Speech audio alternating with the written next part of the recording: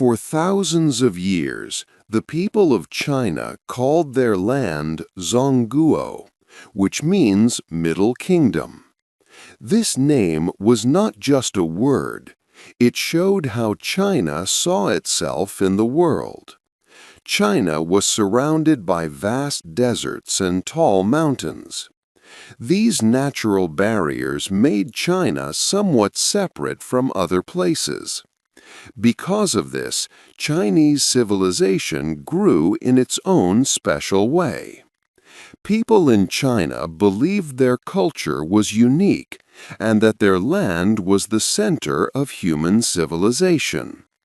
This important idea began during the Zhou dynasty, a very long time ago, more than 3,000 years in the past. The land of the Middle Kingdom greatly shaped its identity. Two very important rivers created the foundations of Chinese life. The first is the Yellow River, found in the north. This river was where the earliest Chinese settlements began. It brought fertile soil to farm, but it was also known for its dangerous floods. These floods could cause great destruction and sadness, so people sometimes called it China's sorrow. However, it also gave life to millions. The second great river is the Yangtze River, located in the south. This river helped people grow rice, fish, and trade by boat. Its large delta region was very productive for farming. These two rivers did more than just provide food. They created different cultures and ways of life in northern and southern China that continued for many centuries. A very important idea for understanding Chinese history is the mandate of heaven. This was a political belief that began during the Zhou dynasty and influenced every ruling family, dynasty, that came after. The mandate of heaven said that the right to rule the country was given by heaven to a good and capable leader. However, if a ruler governed badly or was unfair, heaven could take away this right. This idea did not mean that one family would rule forever. Instead, it created a repeating pattern in history, which scholars call the dynastic cycle. This cycle often started with a new dynasty that brought peace, wealth, and good moral order to the country. But as time passed, the rulers and their court might become corrupt. Officials might become greedy. The ruler's goodness would fade. Then problems would appear, like big floods, not enough food, or people rebelling. These events were seen as signs that heaven was unhappy and had removed its mandate from the current ruler. After this, a new group would rise up, claiming they had received heaven's approval to rule.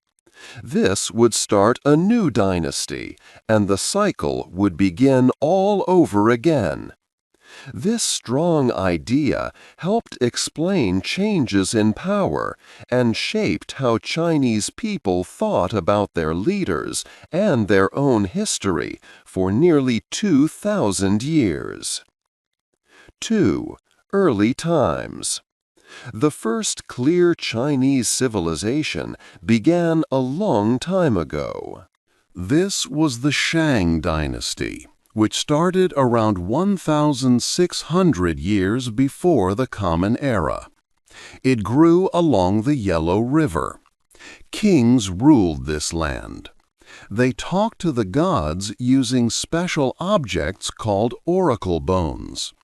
These were usually flat parts of ox bones or turtle shells. Priests carved symbols onto them, then heated them. The cracks that appeared told them about the future. These oracle bones are very important because they are the earliest written records from China. They show us that the Shang kingdom was well organized, and the king was very close to the spiritual world. People believed in a main god named Di. They thought that the king's rule was a holy job, and good harvests or successful wars depended on talking to the spirits correctly. After many years, another group, the Zhou dynasty, took power from the Shang. They ruled for a very long time, starting around 1046 years before the Common Era. The Zhou said that heaven gave them the right to rule, a concept they introduced. But the Zhou's biggest impact was not just their long rule. It was a new way of thinking that changed China forever. As the Zhou dynasty grew weaker around the 6th century before the Common Era, China became a place of much trouble.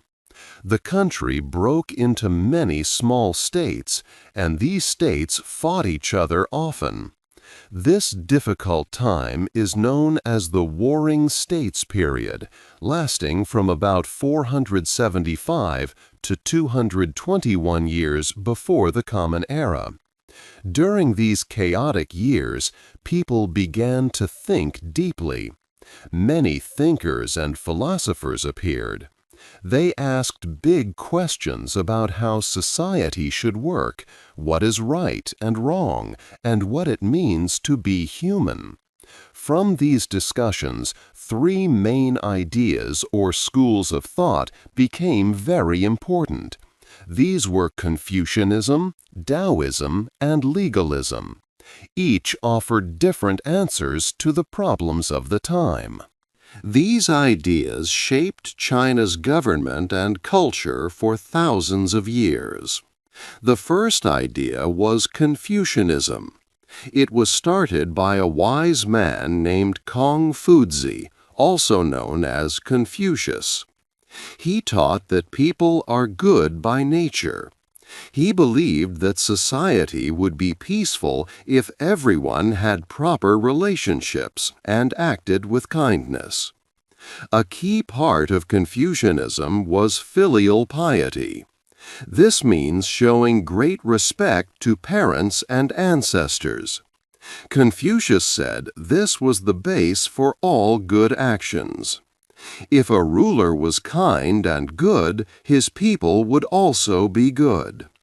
Confucianism was a hopeful way of thinking about people and change. The second idea was Taoism. Its main ideas came from texts like the Tao Te Ching, which people say was written by Lao Tzu, and the writings of Zhuangzi. Taoism was different from Confucianism.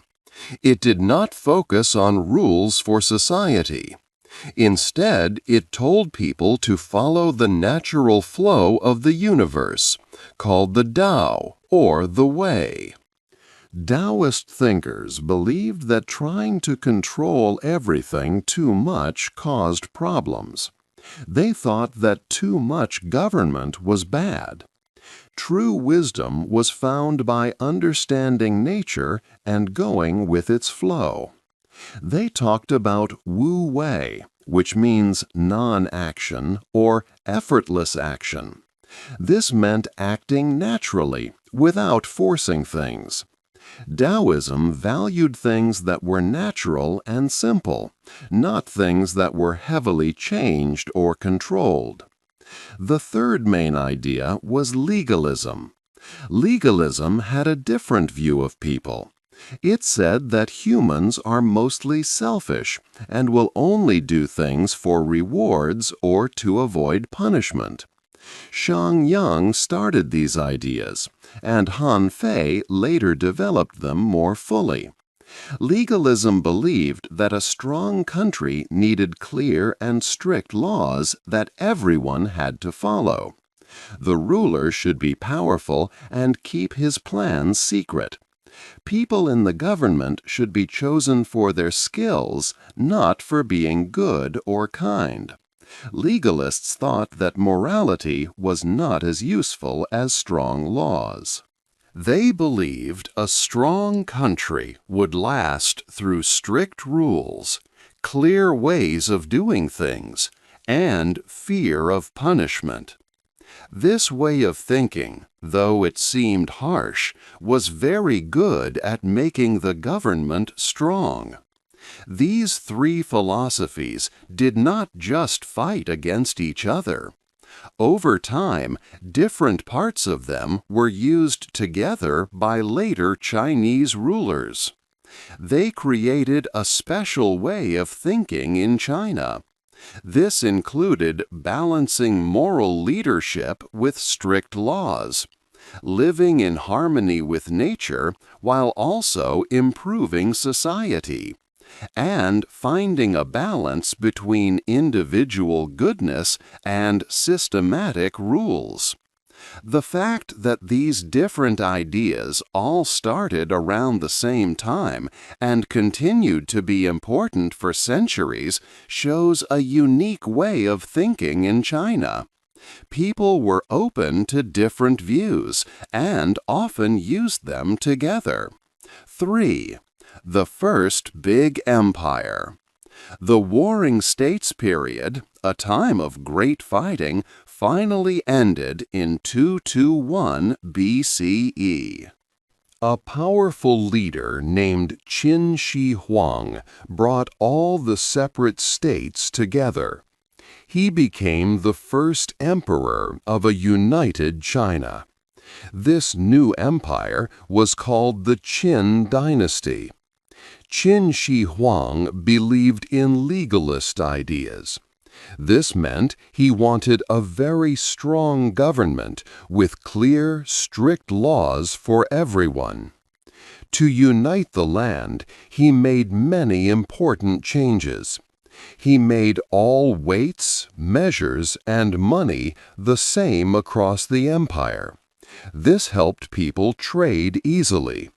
He also made the written Chinese language the same, which helped everyone communicate better.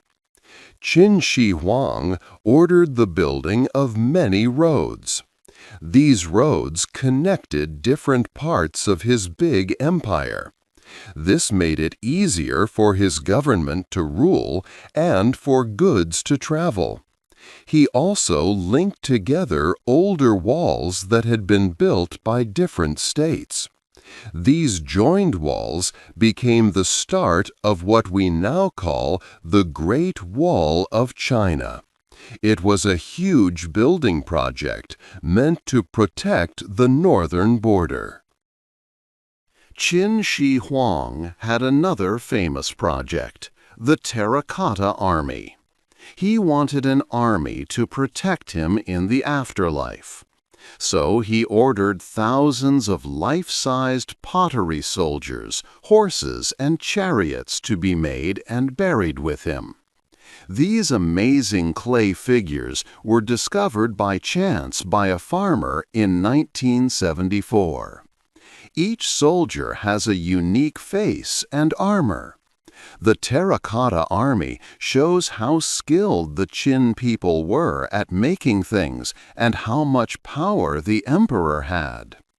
This massive project used over 700,000 workers and a lot of resources. But the Qin dynasty was very harsh with its legalist rules. People became unhappy. The dynasty did not last long. It ended just 15 years after Qin Shi Huang's death. After the Qin dynasty fell, a new dynasty called the Han dynasty began.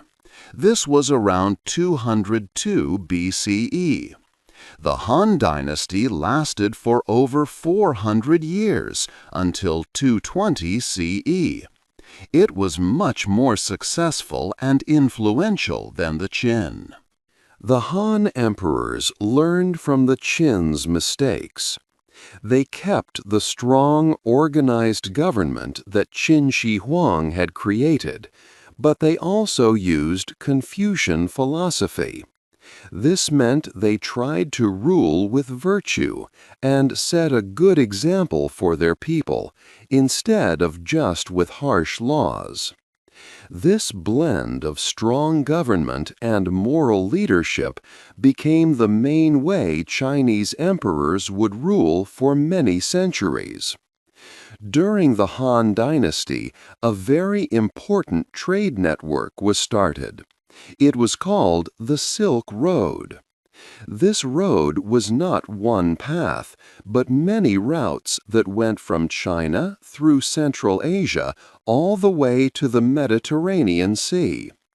Along these routes, many things were traded. From China, silk, pottery, and paper traveled west. From the west, China received goods like glass, precious stones, and other items. The Silk Road was not just for goods.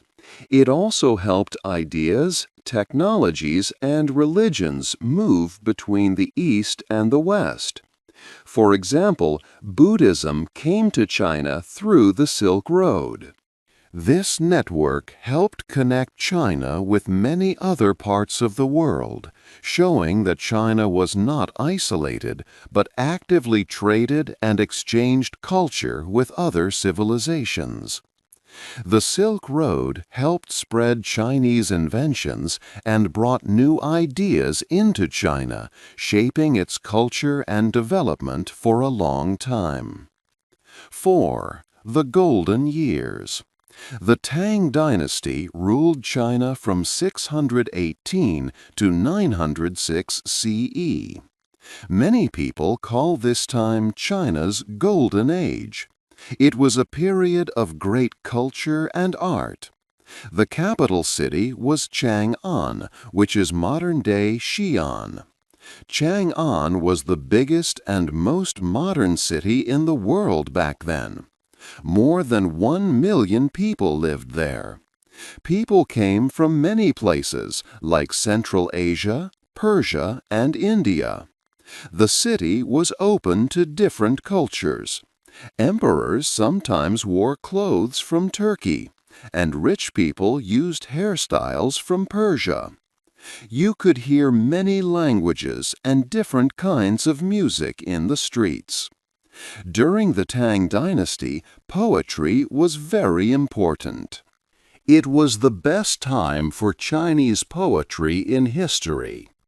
Many scholars had to know poetry for their government jobs. Two very famous poets were Li Bai and Du Fu. They wrote about the beauty of the empire, but also about sadness, good times with wine, and the pain of war. Their poems influenced Chinese writing for hundreds of years. People also made beautiful paintings, special writing called calligraphy, and sculptures. Buddhism also grew strong, with amazing temples and cave art made at this time. After the Tang Dynasty, there was a short time of change, and then came the Song Dynasty, from 960 to 1279 CE. The Song period continued many cultural achievements. It was a time of great new ideas in science and technology. While the Tang Dynasty looked outward, the Song Dynasty looked more inward. This focus helped them create many new things. The Song Dynasty improved 4 inventions that later changed the world. First was gunpowder. It was first used for fireworks in the 9th century, but during the Song it became a military tool. Soldiers used gunpowder in grenades, cannons, and flamethrowers. This changed how wars were fought. Second was movable type printing. A man named Bi Sheng invented it around 1040 CE. Before, people carved whole pages into wooden blocks. With movable type, they used small individual pieces of type that could be moved and reused. This made printing much faster and easier. It helped spread knowledge widely. Many books, religious texts, calendars, and guides for farming were printed. Third was the compass. It had been used before, but in the Song dynasty, it became a very good tool for finding direction. Sailors used it to travel far across the oceans. Fourth was paper. Paper was invented much earlier in China. But during the Song dynasty, people made many different kinds of paper for different uses. The Song dynasty also made progress in studying stars, mathematics, and medicine. They also had a very good system for choosing government workers based on their skills, not their family name. These inventions from the Song dynasty were very important. When people in Europe learned about them centuries later, they changed Europe a lot. The compass made long sea trips possible. Paper and printing helped people share information and learn faster. Gunpowder changed how armies fought. For the Song people, these were simply signs of a great civilization. 5. Invaders from the North. The Song dynasty, known for its amazing inventions, finally fell in the year 1279. It was not internal problems that caused its end, but a strong foreign army. Invaders from the north, the Mongols, led by their powerful leader Kublai Khan, conquered all of China. This was the first time in history that a foreign people ruled the entire country. The Mongols started a new time, called the Yuan dynasty, which lasted from 1271 to 1368. Even though they were foreigners, the Mongol rulers learned from Chinese ways. They used Chinese government methods and slowly took on Chinese culture. After less than 100 years, the Chinese people fought back. Han Chinese rebels rose against the Mongol rule. They wanted to bring back Chinese leaders and traditions. These rebels were successful, and they started the Ming dynasty in the year 1368. This new dynasty tried to return to older Chinese cultural ways. In the early Ming period, China showed its power on the sea. Between 1405 and 1433, Admiral Zheng He led 7 very big sea journeys. The Yongle Emperor sent him. His huge fleets of ships sailed across the Indian Ocean. They visited places like Southeast Asia, India, Persia, the Red Sea, and the coast of East Africa. These ships were much bigger than European ships of that time. They carried thousands of sailors, along with gifts and trade goods. These voyages showed China's great power and its skill in sailing. They happened almost a century before famous European explorers began their ocean trips. However, these great voyages stopped suddenly after Zheng He died. The Ming court made a big decision. They thought these expensive trips were a waste of money, and that officials should focus on ruling the land. They were also worried about pirates and protecting China's northern border from the Mongols. So, from 1434, the Ming government started a policy called the Great Closing. They ordered all big ocean-going ships to be destroyed. They banned official sea voyages and made foreign trade very difficult. China turned inward, choosing to be separate from the rest of the world. This decision was a big change in history. Later, when European explorers came to Asia, they found no powerful Chinese navy. China had lost its chance to control trade on the seas. As the Ming dynasty weakened, another group from the north, the Manchus, conquered China. This happened in 1644. They established the last imperial dynasty, the Qing dynasty, which ruled until 1912. At first, the Qing emperors were very strong and good leaders. Emperors Kangxi and Yongzheng led a time of peace, economic growth, and rich culture. They made the empire bigger, adding places like Taiwan and Tibet. They also worked on big cultural projects, like creating important dictionaries and poetry collections. However, later Qing emperors were not as strong. China continued its policy of staying mostly isolated from other countries. They believed in China's own greatness and did not think they needed foreign trade or new ideas. This way of thinking would soon cause big problems for China. 6. A difficult century.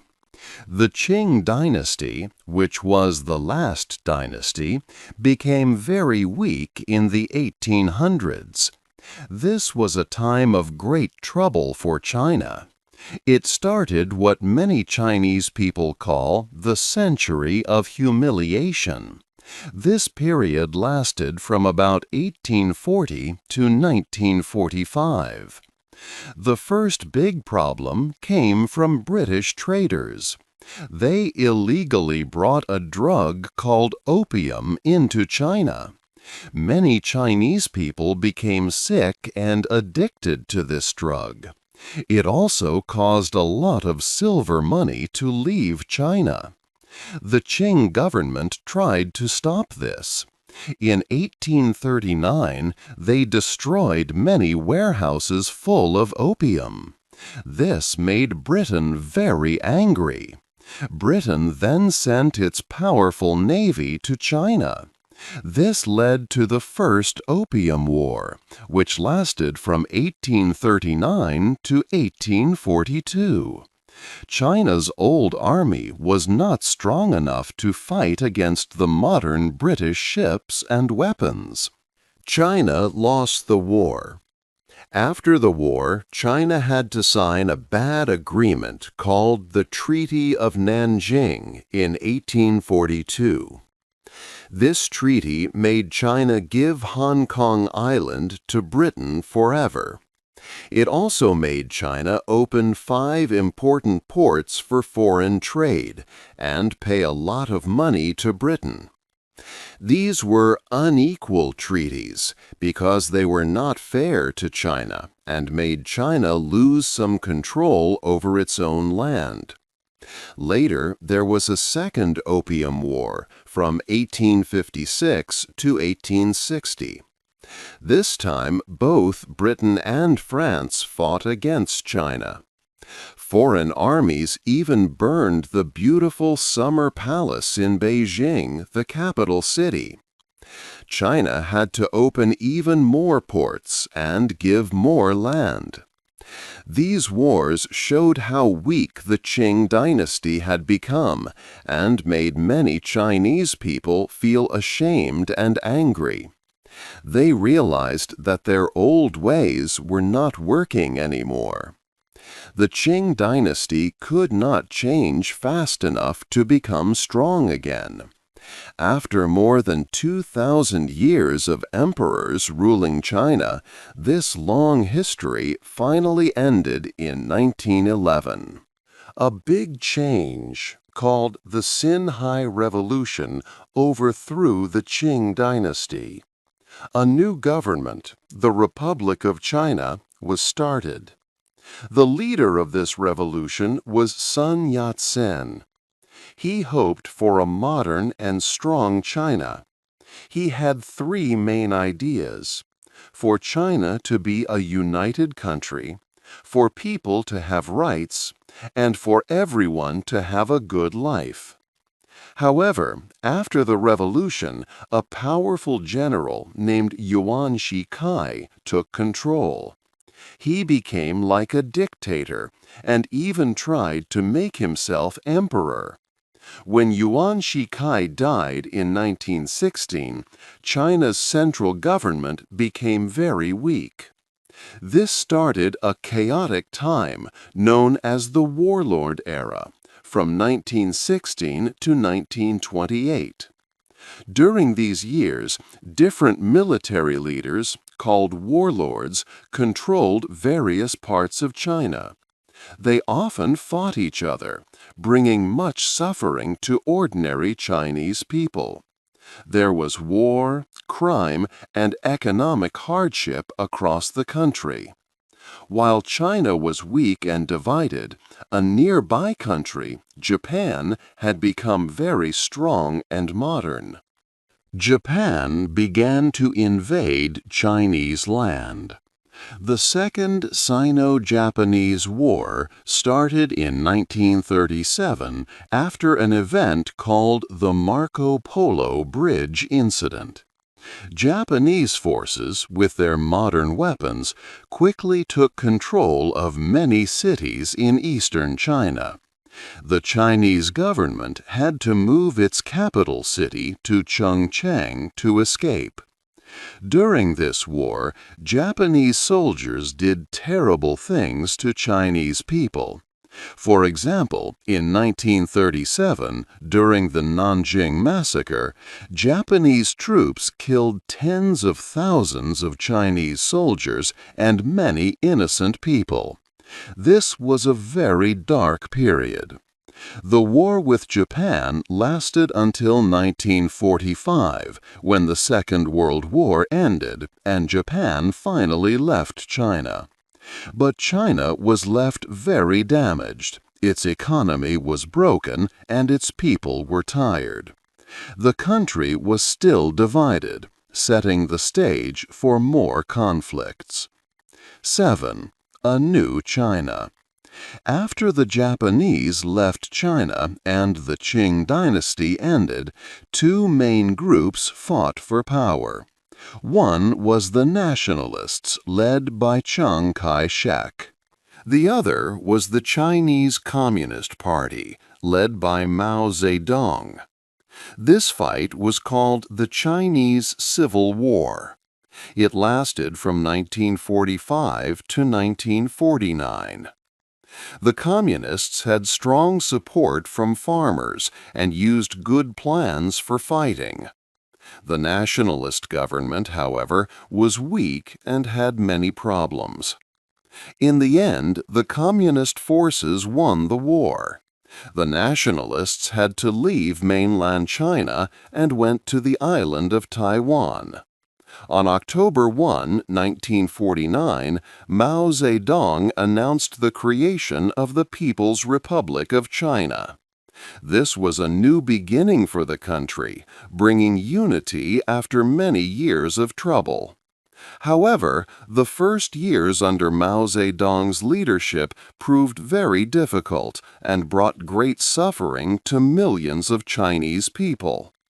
In 1958, Mao launched a grand plan called the Great Leap Forward. His goal was to rapidly change China from a farming country into a modern industrial society. To do this, he forced farmers to work together in large groups called communes. The government also pushed for very high production of steel in small local furnaces. But this ambitious campaign was a terrible disaster. It caused widespread administrative problems and a severe lack of food, leading to a massive famine. It is estimated that millions of Chinese citizens died from hunger during this period. Later, from 1966 to 1966, Mao Zedong started another big political movement known as the Cultural Revolution. He wanted to remove anything he saw as capitalist or traditional from Chinese society. He also aimed to strengthen his control over the Communist Party. This movement created even greater chaos and violence across the country. Young people, organized into groups called Red Guards, were encouraged to attack teachers, intellectuals, and anyone considered to have old ideas. They destroyed many valuable cultural artworks and historical sites. Many innocent people faced violence, public shame, or death. By the time Mao Zedong passed away in 1976, China was exhausted, divided, and much poorer than before.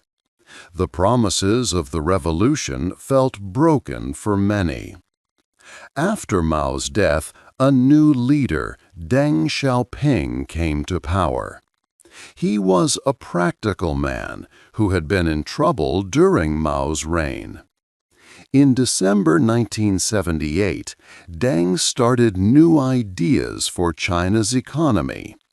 This was called the Reform and Opening Up policy. Deng believed that getting good results was more important than following old rules. He famously said, "I don't care if the cat is black or white as long as it catches mice." This meant he focused on whatever policies helped China grow economically. The reforms took shape gradually, but with revolutionary implications. Deng abolished the agricultural communes that had characterized Maoist China, replacing them with the household responsibility system. This system gave families incentives to produce more grain for sale.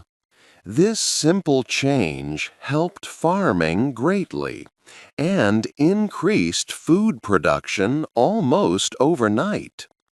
At the same time, Deng created Special Economic Zones, SEZs, in coastal regions. Shenzhen was one of these important zones. In these areas, foreign companies were encouraged to invest through special tax rules and easier regulations. These zones became places to try out new market ideas. They attracted money and technology from places like Hong Kong and Taiwan.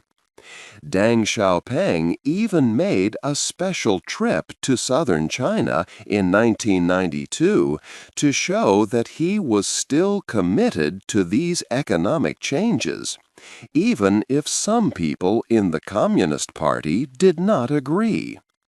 This trip helped reassure investors and kept the reform process moving forward. The results were transformative. Foreign money flowed into coastal areas, bringing advanced technology and business skills. Many Chinese workers moved from rural areas to cities, finding jobs in factories. These factories produced goods for export. Special economic zones grew into big, modern cities. Shenzhen, for example, changed from a small fishing village to a city of millions in decades. China's manufacturing grew fast, and it became the factory of the world. In 2001, China joined the World Trade Organization, connecting it deeply to global trade. This made China a major part of the world economy. 8. China today. China today is a country of immense change and global importance. In just 4 decades, it has experienced a remarkable transformation, moving from a largely poor farming society to a leading economic power. Today, it stands as the world's second largest economy, and some calculations suggest it is already the largest in terms of what goods and services money can buy. This rapid rise has seen China become the world's largest trading nation, actively buying and selling goods with countries across the globe. It is often called the factory of the world because so many products, from electronics to clothes, are made within its borders and then shipped everywhere. This started becoming more visible when China opened its economy and later joined the World Trade Organization in 2001. This step helped China become a central part of global trade and manufacturing, connecting its factories to supply chains all over. Huge investments poured in, and Chinese companies themselves grew very large, becoming major players on the international stage. The nation now leads in many modern technologies, like artificial intelligence, advanced internet systems, 5G, electric vehicles, and clean energy. Cities like Shenzhen, once small fishing villages, have grown into vast modern centers with millions of people, showing this fast progress. Even with all this modern progress and new technology, China keeps many deep-rooted traditions. Old ways of thinking and behavior are still very important in daily life. For example, the strong value placed on family and showing deep respect to parents and older relatives, known as filial piety, remains a key part of Chinese culture. Concepts like face, mianzi, which means maintaining one's good reputation and honor, and guanxi, which refers to important personal relationships and networks, still guide how people interact in business, diplomacy, and everyday situations. This mix of ancient wisdom and modern ideas is special to China. Traditional Chinese medicine is still widely used and respected. Ancient philosophical texts continue to be studied, offering guidance alongside new theories and ideas. Even city planning or building designs can sometimes show influences from old beliefs. This unique blend creates a society that is both super advanced and deeply connected to its past. China's swift rise and its blend of old and new bring important questions for its future and for the rest of the world. Will China's development eventually lead it to be more like Western countries? Or will it continue to forge its own distinct path, drawing from its unique historical and cultural traditions?